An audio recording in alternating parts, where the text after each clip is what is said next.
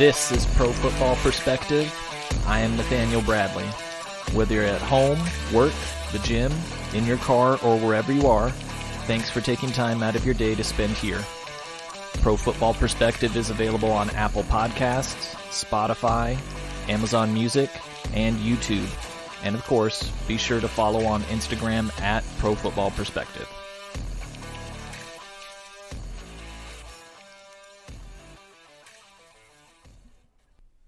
What's happening?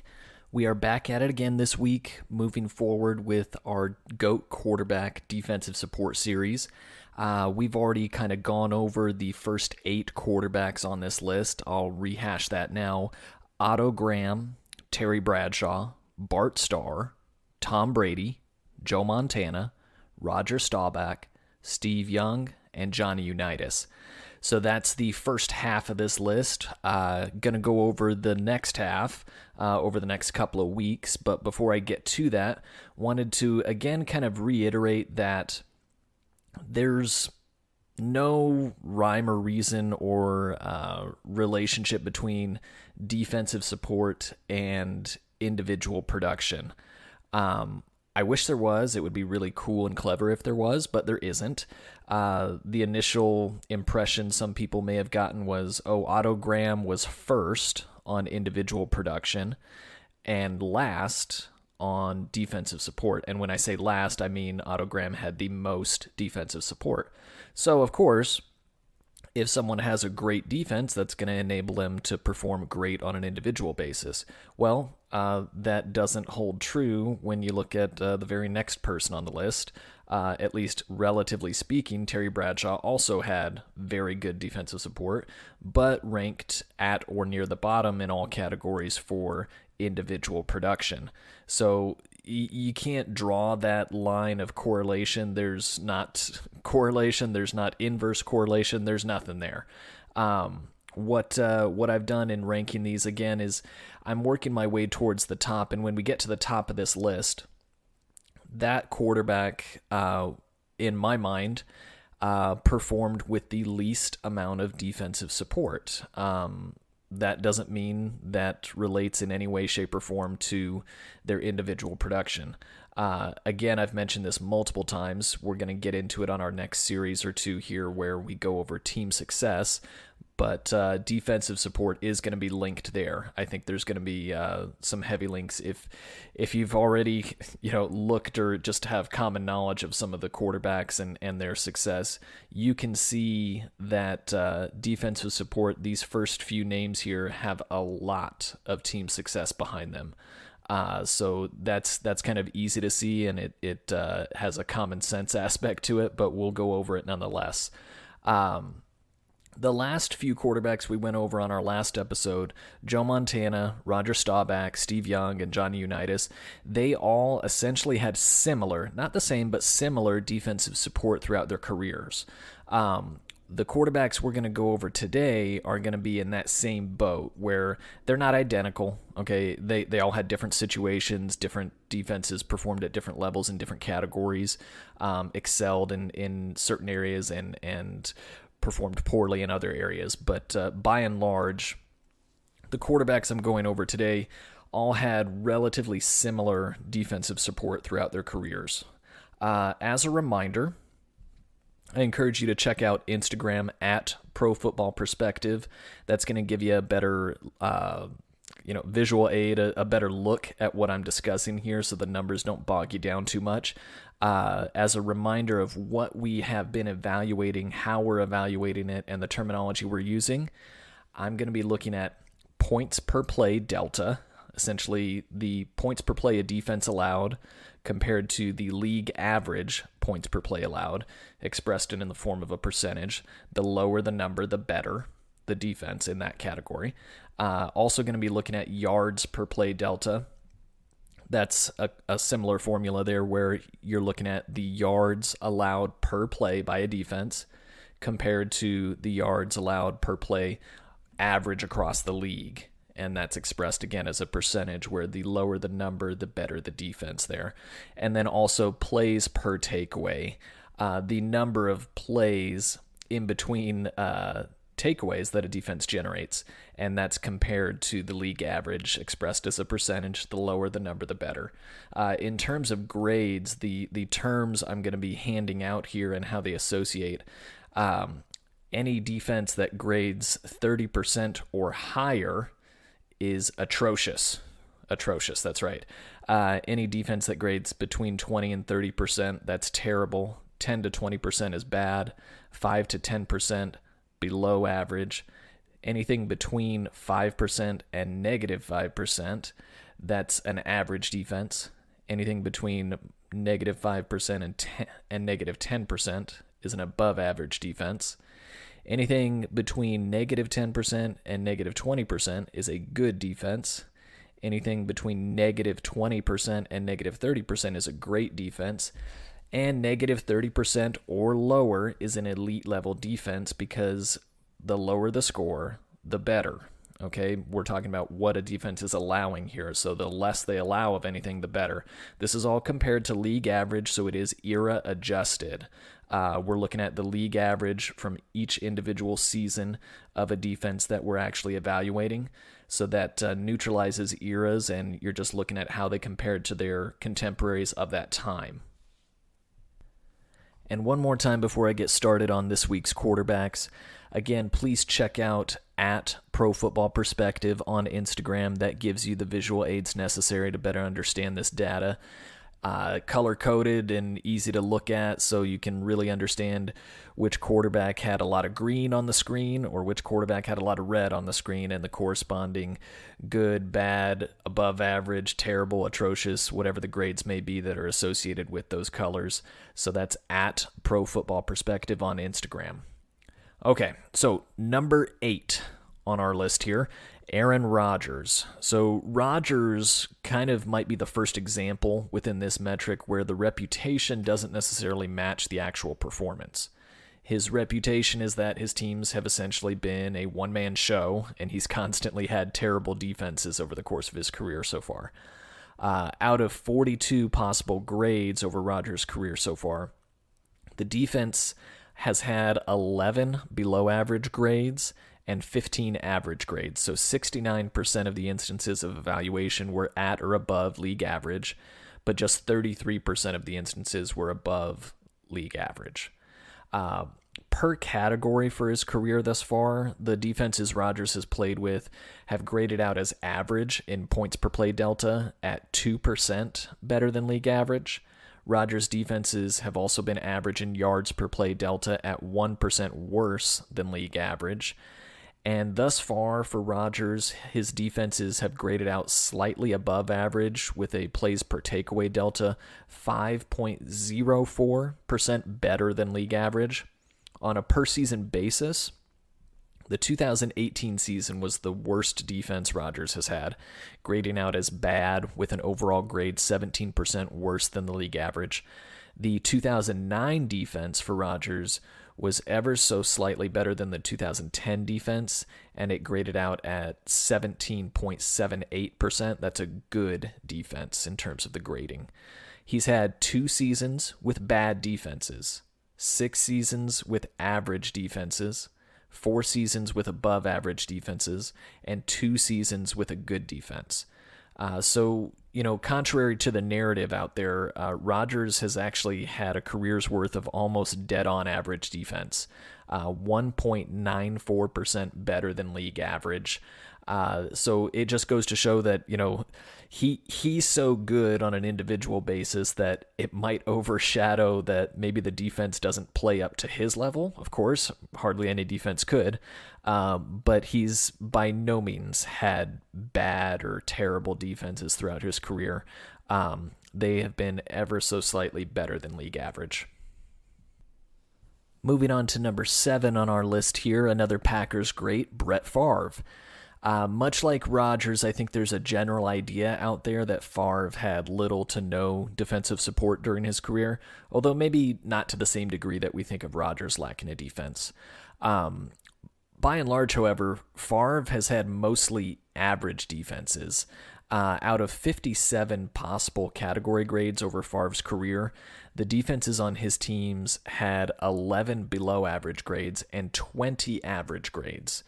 So 80% of the instances of evaluation were at or above league average, and just 45% of the instances of evaluation were above league average.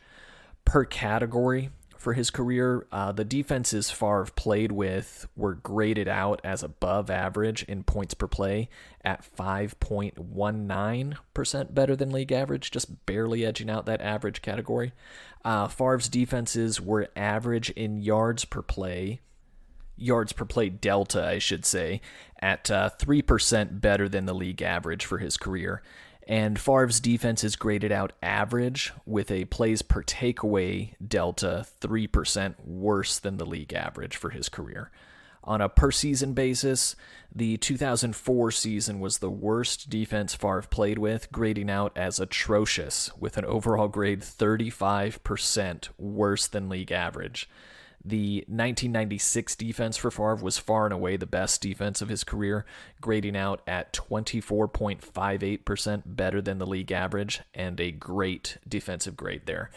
He's had one season with an atrocious defense, one season with a terrible defense, one season with a bad defense, 6 seasons with average defenses, 6 seasons with above average defenses, and 3 seasons with good defenses, and then the 1 season with a great defense. Overall, Brett Favre had defensive support throughout his career that graded out as average, 1.7% better than league average. Wide range of scores and performance from his defenses, but all in all, almost dead on average. And again, that is a little counterintuitive to what we might think of Favre simply because of his individual abilities and splash plays that he made. But yeah, the defense was relatively average throughout his career, had a couple of good seasons, had a couple of not so good seasons, but by and large, right near the middle of the league. Moving on to the next quarterback on our list, number 6 in this metric is John Elway. Elway had up and down defensive support during his career. Very few mediocre performances from his defense. They were either good or bad or, somewhere near the edges of the spectrum. Out of 48 possible category grades over Elway's career, the defenses on his teams had 11 below average grades and 16 average grades. So 77% of the evaluations were at or above league average, and 43% of the evaluations were above league average. Per category for his career, the defenses Elway played with graded out as an above average points per play delta at 5% better than league average. Elway's defenses were average in yards per play delta at 0.39% worse than the league average for his career. And over the course of his career, Elway's defenses graded out average with a plays per takeaway delta 0.19% better than league average. On a per season basis, the 1994 season was the worst defense that Elway had, when the defense graded out as bad with an overall grade 17% worse than league average. The 1989 season was the best defense that Elway had, 20% better than league average, and that's a great defensive grade. Elway had 4 seasons where the defense was bad, 1 season with a below average defense, 3 seasons with an average defense, 5 seasons with an above average defense, 2 seasons with a good defense, and 2 seasons with a great defense. Overall, Elway's career defensive support was 1.66% better than league average. Again, though, season to season, pretty volatile throughout Elway's career. Not a whole lot of average defenses, mostly going to be either performing on a high level or a very low level. But when you break it down over the aggregate, Elway's career defensive support was essentially average throughout his career. And for the next quarterback on this metric, number 5 is Kurt Warner. So it seemed that all of the Warner quarterback teams during his career were more offensively oriented. Who can blame them, right?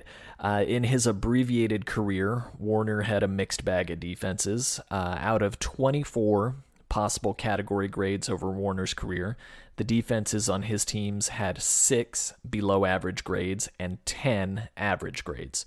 So 75% of the instances of evaluation were at or above league average, and just 33% of the instances of evaluation were above league average. Per category for his career, the defenses Warner played with graded out as below average in points per play delta at 7%, worse than the league average. Warner's defenses were average in yards per play delta at 0.26, better than the league average for his career. And over the course of his career, Warner's defenses graded out as average in plays per takeaway delta, 4.44% better than league average. On a per season basis, the 2000 season was the worst defense Warner ever had. That season, the defense graded out as terrible with an overall grade 25% worse than the league average. And the 1999 season was the best defense Warner had, 16% better than league average, and that's a good defensive grade. Warner had one season with a terrible defense, one season with a below average defense, 4 seasons with an average defense, and 2 seasons with a good defense. Overall, Warner's career defensive support was 1.09% worse than the league average. So you're looking there, and he's essentially, again, very, very close to dead on average in terms of defensive support throughout his career. But really, mixed bag. You've got some high-end and low-end defenses, and then towards the end of his career, they were essentially average. But that's Kurt Warner's defensive support in a nutshell. And the final quarterback we're looking at on today's episode of defensive support, number 4 on this list, is Peyton Manning. Manning's defensive support for his career, of course, is going to be less than many of the other names on this list, which is kind of expected. It wasn't until the tail end of his career when the teams he played on were constructed around anything besides his right arm. Out of 51 possible category grades over Manning's career, the defenses on his teams had 15 below average grades and 18 average grades. So 70% of the instances of evaluation were at or above league average, and just 35% of the instances of evaluation were above league average. Per category for his career, the defenses Manning played with graded out as average in points per play delta at 0.7% better than league average. Manning's defenses were average in yards per play delta at 1% better than league average for his career. And over the course of Manning's career, the defenses he played with were 5% worse than the league average in plays per takeaway delta, and that's a below average grade there. On a per season basis, the 1998 season was the worst defense Manning played with. That defense graded out as atrocious, with an overall grade 31% worse than the league average. Surprisingly enough, the 2007 Colts defense was actually better overall than the 2015 Broncos defense. 19% better than league average, and that's a good defensive grade. Manning had one season with an atrocious defense, one season with a terrible defense, 3 seasons with a bad defense, 1 season with a below average defense, 5 seasons with an average defense, 2 seasons with an above average defense, and 4 seasons with good defenses. Overall, Manning's career defensive support was 1.32% worse than the league average. And again, that kind of paints the picture of just average performance year in and year out. But if you're looking at the grades here, both in terms of the overall scores and if you're checking out on Instagram at Pro Football Perspective, you can see there's a mixed bag here of, high end and low end performance, and what it turns out to be over the aggregate is average. And that's it for today's episode. That brings our running total of GOAT Group quarterbacks and their defensive support to 13. And that's again out of 16. If you've been listening to the podcast thus far, you recognize that there are 16 quarterbacks that I think have a rightful claim or argument to be made to being the greatest quarterback of all time. And the 16 names are familiar to you by now. The first 13 that we've gone over so far here are Otto Graham, Terry Bradshaw, Bart Starr, Tom Brady, Joe Montana, Roger Staubach, Steve Young, Johnny Unitas, Aaron Rodgers, Brett Favre, John Elway, Kurt Warner, and Peyton Manning. Now, again, if you've listened to previous episodes, you recognize that there are 3 names remaining on that list, so those will be the 3 guys that we go over next week: Sammy Baugh, Drew Brees, and Dan Marino. Not necessarily in that order, maybe in that order, we'll see. But those are the final 3 guys that will discuss their defensive support and what those defenses graded out as. Again, just want to be a reminder that this is one individual metric. It isn't the be-all, end-all. I've already gone over one metric, and that was individual production. What is going to be determined by this metric is whoever's the number 1 on this list will be, in my mind, the quarterback that did the most with the least, I guess. I don't know, maybe we can crown them the king of lemonade quarterback, because they were making lemonade throughout their career. Being able to come up with wins and even put yourself in the conversation of greatest of all time when you have the least amount of defensive support within this group really does say something. So we'll get to those 3 guys next week. Thanks again for joining Pro Football Perspective. On our next episode, we'll be completing this GOAT Group defensive support evaluation, so look for that coming soon. Again, Pro Football Perspective is available on Apple Podcasts, Spotify, Amazon Music, YouTube, and be sure to follow along on Instagram at Pro Football Perspective. I'm Nathaniel Bradley. Deuces.